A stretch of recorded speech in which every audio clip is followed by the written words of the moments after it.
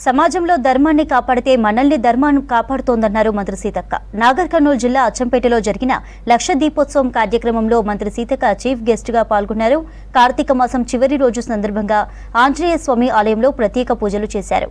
కార్యక్రమంలో ఎమ్మెల్యే వంశీకృష్ణ పాల్గొన్నారు.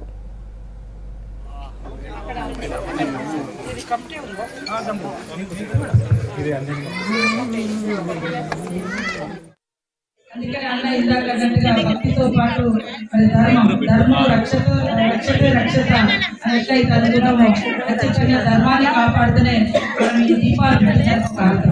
ఇంకా కష్టంలో ఉన్న వాళ్ళకు బతుకులో ఉన్నటువంటి వాళ్ళకు ఈ యొక్క లక్ష్యం లక్ష్యం కాబట్టి ఆ లక్ష్యాన్ని నెరవేర్చాల్సిందిగా మనందరినీ కోరుతూ ఆ యొక్క ఆంజనేయ స్వామి పిల్లలు అదేవిధంగా శివుడి పిల్లలు శివుడి ఆజ్ఞలు తెచ్చుకున్న పుట్టదు అన్నట్టుగా ఖచ్చితంగా శివుడు మనందరి జీవితాల్లో చాలా అవసరం.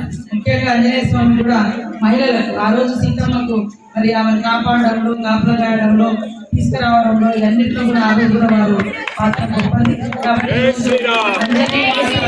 అంజనీ మాత సేవా సమితి వాళ్ళందరూ కూడా మహిళలు మరి ఆంజనేయ స్వామికి ఈ రూపంలో కూడా మళ్ళీ వారి మనకు రక్షణగా ఉన్నటువంటి ఆంజనేయ స్వామి సేవకు వారి సేవకు మళ్ళీ మనం సేవకురాలుగా మారడం చాలా గొప్ప విషయం. తప్పకుండా మీకు ఏం అవసరం ఉందో అన్న ద్వారా చెప్పండి. నేను తప్పకుండా ఇక్కడికి వచ్చినప్పుడే అన్న వీళ్ళకి మనం చేయాలి కదా అని అంటే